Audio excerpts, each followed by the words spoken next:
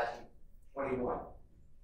And it's a recording of an interrogation of Mr. Copeland. And it was very harmful to Mr. Woody. The part that was released that I'm aware of, and I believe Mr. Adams, unless he corrects me, just has lies, what I can say lies, about Mr. Williams ordering people to die. It was very harmful. I asked Judge Glanville, predecessor judge, for relief and a bond because it denied Mr. Williams' right to a fair trial.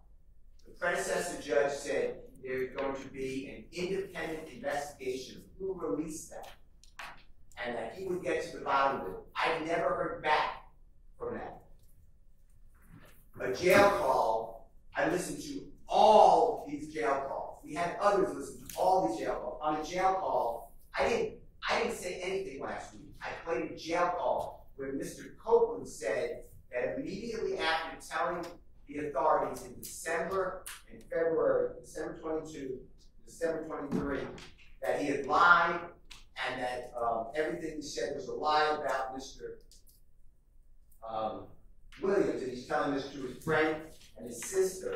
He said all of a sudden, this jail call, this interrogation is released.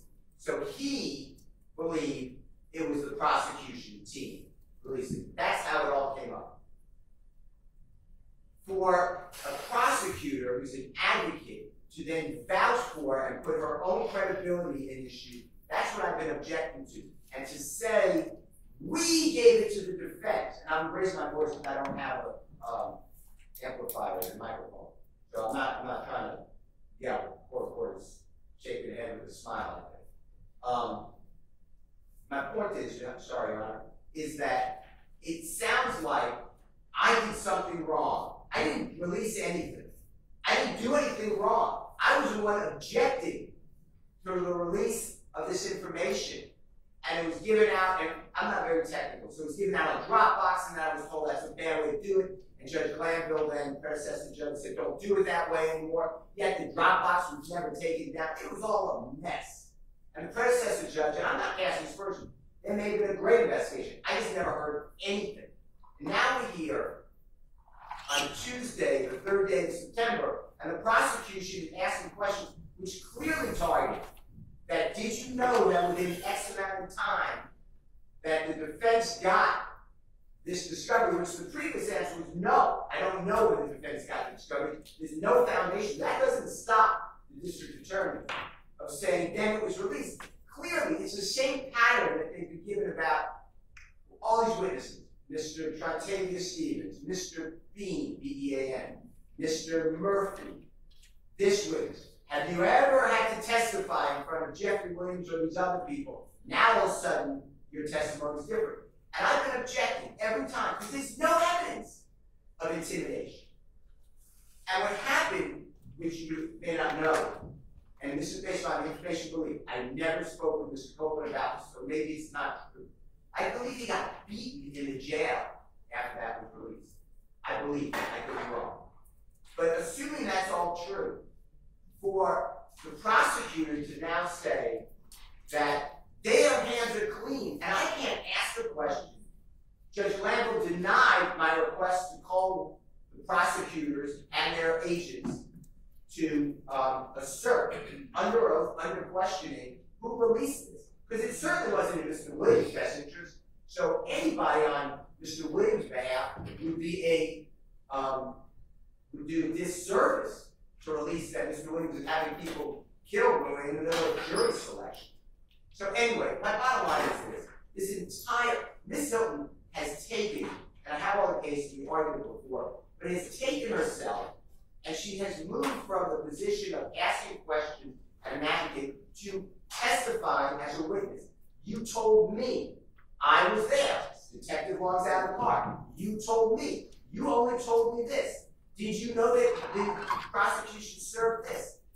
Were you aware that the defense had this? All of this needs to be questioned to Prosecutor Hill. So I asked the court, I know I've been repeatedly asking that, and I know you have a continuing objection, but this is not how we try cases in the state of Georgia. All of these cases require Ms. Hylton to take the witness stand. And if she does, I have no objection. I'm not a witness. But it's been denied. That's my objection. I'd like her to be removed from the case. I'm not trying to stymie the prosecution. They have other witnesses. They at counsel table 3 other lawyers. I mean, this is not new. So I ask for the prosecution that specifically Ms. Hylton and Ms. Love to be removed from the case. I have questions for both of them. I also like to renew my motion I can call predecessor to judge. That's my entire objection. The mistrial motion, I don't want a mistrial. I'm telling you what I don't want. This has to stop.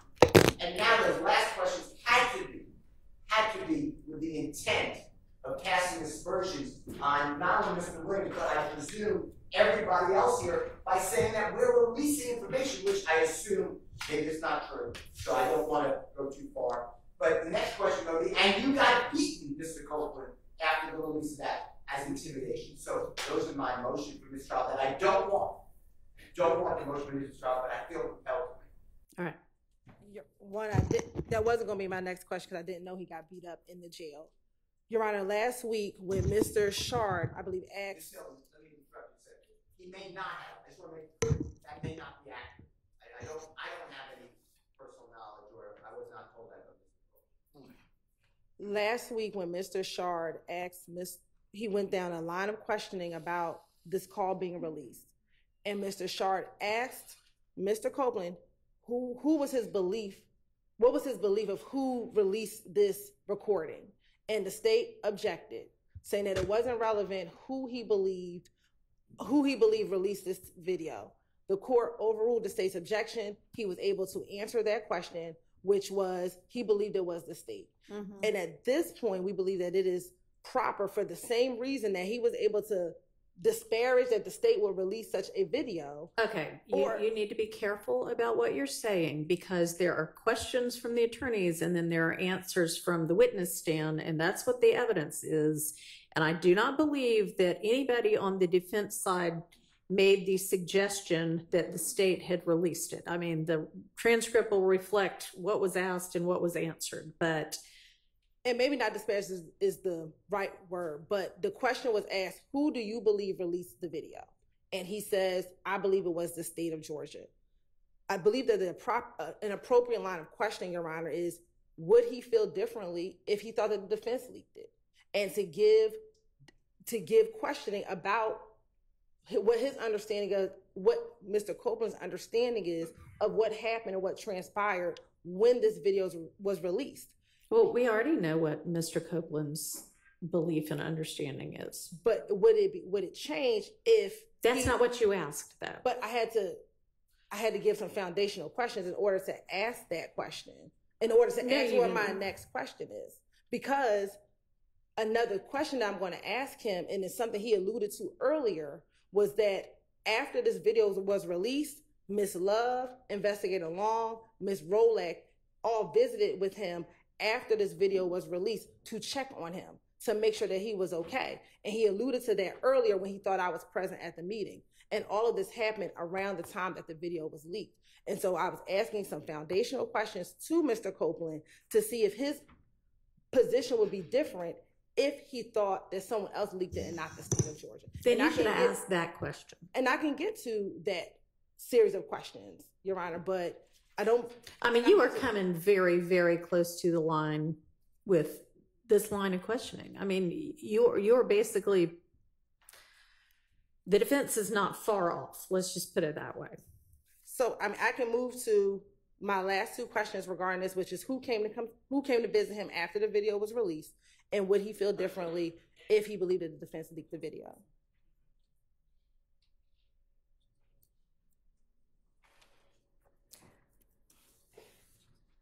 No, I'm not going to let you ask that last question at this point. I mean, that's a total hypothetical question.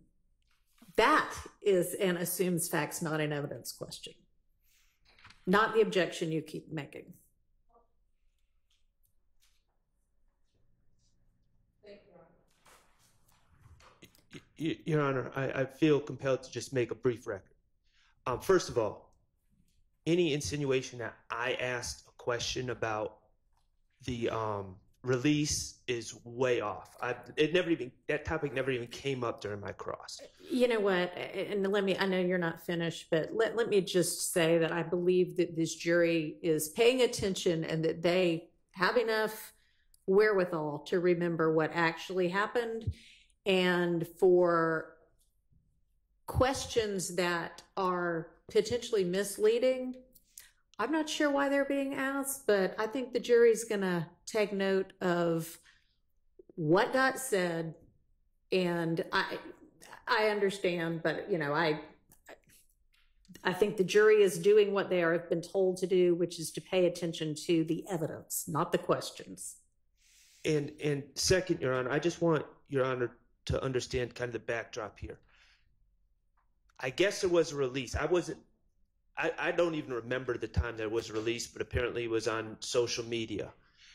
When that came to the attention of the court, to my recollection, from my vantage point, yelled at the defense, and this was a prior judge, and essentially blamed us. And all of us were saying, well, we didn't do anything. I personally don't even know how to release a video to the press or the internet anyways.